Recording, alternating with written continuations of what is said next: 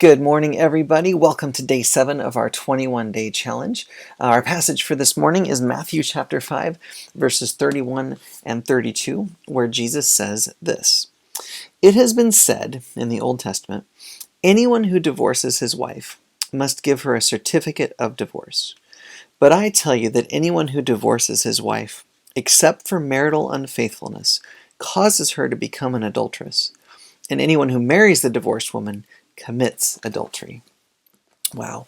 I wish we had enough time to really go into that, like with a whole sermon today, to really talk about what was going on in the culture at the time Jesus said this, and how we can apply it to us today in our culture, in our context, in our church, in our lives, because I know there's so many different stories out there, so many different scenarios, and I wouldn't want us to misinterpret this or miss what it can mean to us. But since we're trying to keep these videos to around 3 minutes long, for today, let's focus on what Jesus' overall main point is here, which is this: when it comes to this thing called marriage that God created, He takes it really seriously.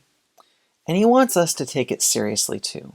Jesus flat out challenges the idea of easy divorce here, right? Because in God's sight, marriage is never just some contract to be canceled when it's no longer convenient for us. It's not okay with God to have this view of, well, I'll try marriage out, and if it doesn't work, I'll just divorce that person and find someone else. And if that doesn't work, I'll just divorce them and find someone else, and so on and so forth. No, that's treating marriage like paperwork adultery, basically, right? Because in God's sight, marriage is never just some contract to be canceled when it's no longer convenient for us.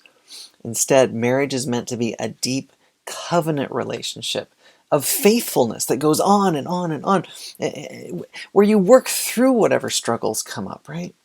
And if there ever is adultery in a marriage, then yes, Jesus says in that case divorce is permitted. But notice, it's permitted, not commanded. Even in the case of adultery, if you choose to work through that, you can, right? So as far as our challenge for today goes, for a lot of us, it may just be the challenge to change our perspectives from whatever they were before to God's perspective, right? As followers of Jesus, we're called to follow Jesus, even in how we look at things.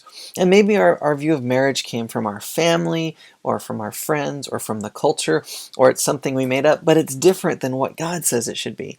Well, today's the day to say, you know what, God, I'm letting go of that other perspective, and I'm going to adopt yours.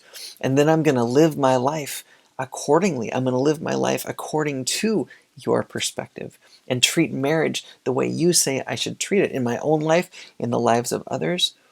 I'm going to view it like you do, God. And by the way, please know, if you ever do need counseling or resources for building a great marriage, hey, that's one of Amy's and my specialties in ministry. Just ask. We are here for you, and it is our honor to try and help. And together, let's view marriage as that sacred covenant that God views it as. And let's live our lives accordingly, starting right now if we didn't before.